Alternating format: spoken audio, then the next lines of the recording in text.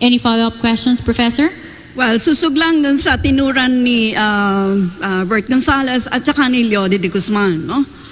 Actually, yung gusto niyong proposal that the government will pay for your radio, TV time, and your tarpaulins, etc., that can only happen when you shift our parliamentary system, where the political party becomes the pivot of our political life. Outside of that, talagang kailangan magkalkal ka ng sarili mong salapi. And you know the implication when you do that, diba?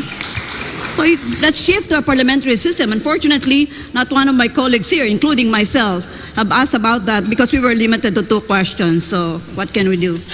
Senator Marcos. Dadagdag ko lang sa that the professor said na dapat parliamentary system, dahil pag parliamentary system, multi-party system, ang partido ang talagang namumuno at talagang nagpapatakbo ng halalan para sa kanyang mga kandidato. Idadagdag ko na rin doon, baka yung two-party system doon. Dahil pag two-party system tayo, partido talaga. Pag sinabi, nung dati LP, NP, may machinery sila. May talagang machinery, sila ang gumagalaw at sila ang nagdadala sa kanilang mga kandidato. Kaya siguro, dapat nating tignan kung paano, kung nais natin iwasan itong sistema natin na 10 pesos per voter, 5 pesos sa partido, ay kung nais natin maiwasan yan, patibayin natin ang bahagi na ginagampanan ng ating mga partido sa mga halalan. Yeah, you're absolutely correct, If any candidate does not have any political party behind him or her, whatever promises you make, that's just saliva. I don't know, because it's the political party which will make things happen. Diba? Yes, ma'am. Absolutely agree. Secretary Gonzalez. You call on MJ. Well, I'm an educator, and I have been teaching for the past 55 years. I started teaching when I was 20, so I'm 75 now. So education is really so pivotal to my professional life. The empirical evidence suggests to us that effective learning happens on the basis of 2 factors. First, the mastery of the subject matter by the teacher, and 2, a fairly high level of motivation by the student, and they are interacting. Therefore, if you want to do any policy changes, that means you pay attention and you invest on the teacher. Do not invest on air-conditioned rooms, classrooms, etc., because these things can happen even under the papaya tree. But if the teacher is bobo, no learning happens. So that means if you have limited number of pesos, put it on the training of teachers. Okay, the other part, and I was triggered by the question of Dante here, is yes, a legislation which is going through the legislative mill in regard to empowering the CHED. Why in heaven's name did we divide our education system into a DepEd, K-12, a CHED, and kung bobo ka, diyan ka na lang sa BOCTEC, ha? No? I remember, ang uncle ko sabi niya dun sa isang bobo kong pinsan, ay nako kasi, mahina naman ulo mo, mag-teacher ka na lang kaya o mag-military. Oh my God! Yung bobo yung gagawing teacher, no? So, education is so pivotal to the life of our nation. So, you as chief executives, I would plead that you pay attention to empirical evidence. The critical variable for effective learning to happen is to invest on the teacher. Thank you. Yes. Is there a question that you want them to address? Or Well, Karen, I'm really leading to what Dante said. You need an EDCOM too. Kasi yung EDCOM 1 ang nagganyan yan nag-divide yan sa tatlo. Why they divided that? I don't know. There's something so brainless about this division. Professor Carlos, your question, please. Hi, good evening, everyone. Thank you so much for the 4 presidential candidates who had both the political commitment and the political courage to be part of this conversation.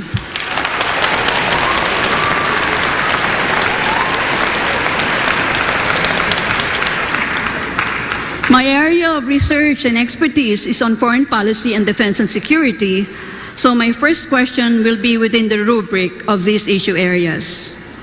All right. If the Quad were to become a collective security alliance, you, as our country's chief architect of our foreign policy, are you going to make the Philippines as a member of the Quad? Why and why not? Philippines. What the professor just mentioned was she spoke about the great powers trying to carve out spheres of influence. I reject that model that I believe no longer applies in the geopolitics of the modern world. The old Cold War thinking. We have to ply our own way. And so it really would depend on what is inside, or what those agreements say that the Philippines, what will be doing and what those other partners of ours will be doing for the Philippines. And once again, because we shouldn't think of the old Cold War system, we should always think in terms of the fine line that the Philippines has to tread in all our foreign policy decisions. But if, Mr. Marcos, if you reject the concept of spheres of influence, does that mean you're going to scuttle the Mutual Defense Treaty when you become President of the Republic? By no means. Linked to the United States of America as a defense ally. No, by no means. The relationship with the United States, our special relationship with the United States, is not something that we can treat, be cavalier about. It is a very important one. And it has stood us in good stead for over 100 years. And that, I think, will never disappear from the Philippine psyche, the idea and the memory of what the United States did for us and fought with us in the last war. And so that is a specific part of our foreign policy. But then as we approach, we know that we are a hot spot right now. The West Philippine Sea is a hot spot in geopolitics right now. And that is why we still have to find our own line in terms of all of these arrangements. Except the one simple principle is that we will not cede 1 square inch of the Philippines to any country.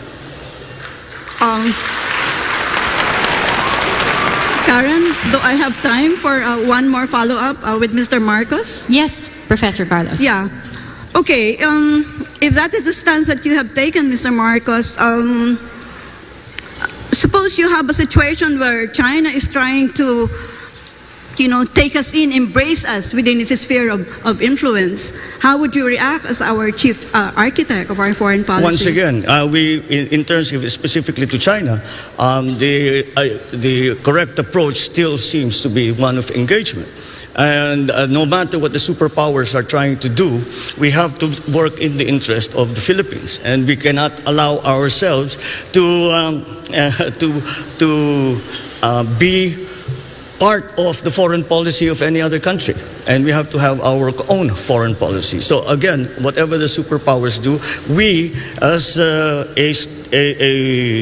highly strategic geographic, are having a highly strategic geographical location in the world, really have to walk that very, very fine line between these great powers who, I always say, these are great powers, we are in between. If they sneeze at the same time, we disappear from the map. And that is something that we always have to keep in mind.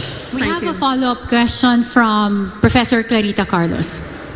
Yes, there is no doubt that what is being fought over here is fish, isda. Huh? And so there is also no doubt that the food security of China cannot be at the expense of the food insecurity of the rest of us.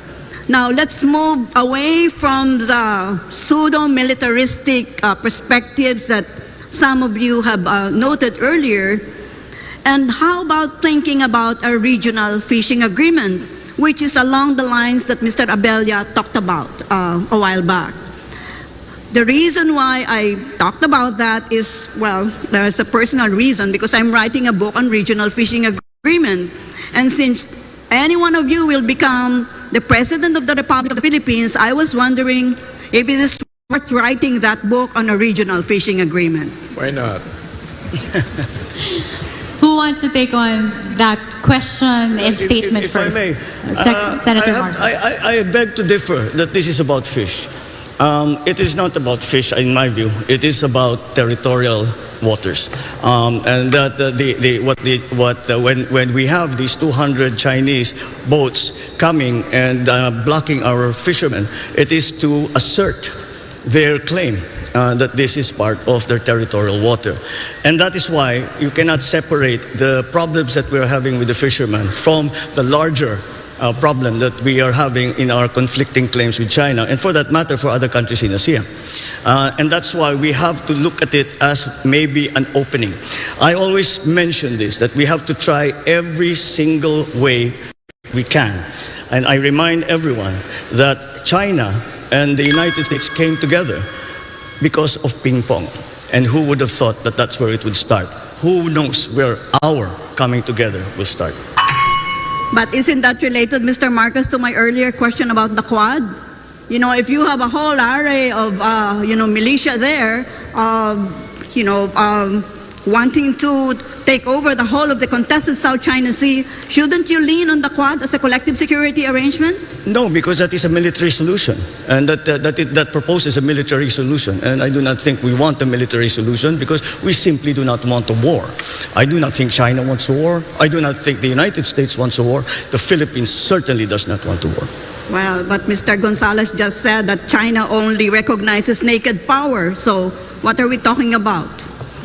I don't think that is the method for us to come to an agreement with the People's Republic of China. There are three ways to gain territory. One is upon agreement with arbitration by an international body, agreement of two or more parties. Number two is war. And number three is bilateral agreement. We're left only, I think, with bilateral agreement, and that's what we should pursue. Our first question will be coming from UP Professor Dr. Clarita Carlos. Thank you, Karen. Okay, again, my question will be on defense and security. It's well known that Russia has indicated many times that it wants to train and exercise with our Philippine military. As a matter of fact, for the first time, it appointed a defense attaché at the Russian embassy here in Manila. This will, of course, require a status of forces agreement like what we have with the US and Australia. As our future chief executive, will you agree to a status of forces agreement with Russia? Senator Marcos? Yeah, may I follow through Of that course. remark? But remember, we have in fact committed to the ASEAN political security community, which is part of the troika of economic community and the social cultural community. So that means eventually in the ASEAN, you will really have to deal with different doctrines of ASEAN 10. So, by the way, Russia is only first. I understand that China also wants to train with us. Vietnam wants to train with us, and Japan. I'm sure all these countries will have different doctrines. So should we not open ourselves up to this eventuality rather than be hostage to American doctrine? Senator Marcos. Well, yes, we would have to look into what the status of forces agreement actually entails to our two countries between Russia and the Philippines, for the simple reason that it is an entirely novel concept for our two countries together.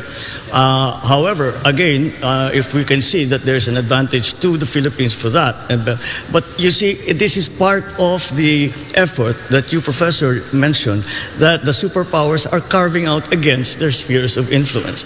And in the same way as I spoke to you about the last question that concerned that, I do not think the spheres of influence model of the Cold War still applies.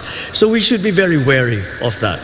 As a practical matter, if we are to train with all of those countries, then we could have a real logistical problem in our military, because the training is usually the beginnings of their hopefully supplying, or hopefully for the donor country, supplying us with military equipment. And so yes, it is good perhaps that we see what the different doctrine, that I'm talking doctrine and military doctrines are. but I think we still have to decide at some point. And what they, as the engineers call it, we have to freeze the design of our military and say we have decided to go with these pieces of equipment and with this military doctrine. That's with those who we have Senator trained Marcos, time's up. Yeah, as an adjunct to your remarks, shouldn't we also abolish the AFP as it is configured presently? Because, that was designed during the American occupation. Because we have new security interests, and therefore the doctrinal framework will also follow through. If you abolish the AFP, and as you have indicated, as four of you have indicated earlier, that it is really the sea which needs to be protected. And yet, the bulk of your AFP consists of the army, which is running after insurgency, which is not its mandate, by the way. So shouldn't you be abolishing the AFP and putting a little bit more manpower and equipment on the Marines and the Navy, Well, as you have articulated earlier? That is a question for our military planners and thinkers as to how which branch of the military should be beefed up, should be strengthened. But you will be the however, potential commander-in-chief of the Republic. So that decision will really be on your desk, Yes, not on it will. the AFP. Yes, it will. And we will look at the situation at the time that these are being proposed. But again, we have to go back to the very practical matter of how our military operates. I cannot see how the Philippines will continue to exist if we do not have the AFP. And therefore, the idea of abolishing the AFP might be a logical conclusion, but it is not a practical one. Yeah, on a personal note, I wrote a paper on abolishing the AFP, and I'm sure I got so many enemies. But yes, if you're interested to read that paper, I can share it with you. Yes, please, ma'am. I would be very, very interested.